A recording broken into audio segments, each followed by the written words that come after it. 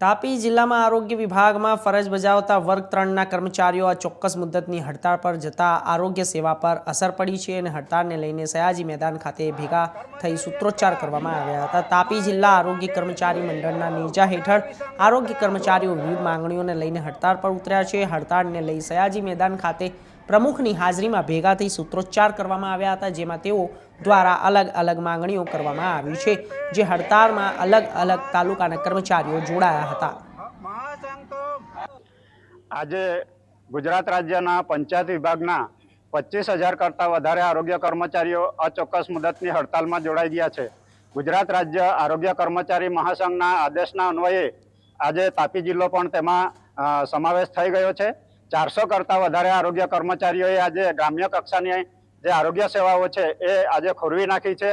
છેલ્લા આ 5મી હડતાલ અમારી છે અને છેલ્લા 8 વર્ષથી અમે રજૂઆત કરીએ છીએ, તેમ છતાં અમારી જે માગણીઓ છે, જેમાં ખાસ કરીને 1986માં જે પગાર પંચ આવ્યું, જે વખતે નાયબ મામલતદાર અને અહેવાલ કારકુન જે હતા એમનો 240 થી 490નો બેઝિક હતો અને અમારો 290 થી 350નો હતો।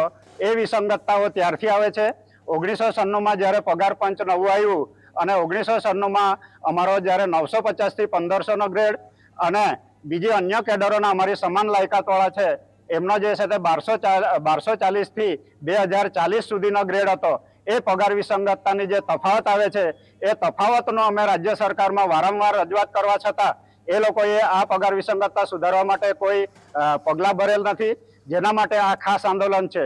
બીજો પ્રશ્ન અમારો એ છે કે આરોગ્ય વિભાગમાં જે ખાતાકીય પરીક્ષા 1/9/2022ના રોજ દાખલ કરી છે, 1/9/2022ના રોજ જે પાત્રતા ધરાવતા કર્મચારીઓ છે, એટલે કે જેમની નોકરી 5 વર્ષ પૂરી થઈ ગઈ છે, એવા અમારા 4,260 કરતાં વધારે જે મલ્ટીપર્પઝ હેલ્થ વર્કરો અને ફિમેલ હેલ્થ વર્કરો છે એમને અમને મુક્તિ સરકારે આપી નથી।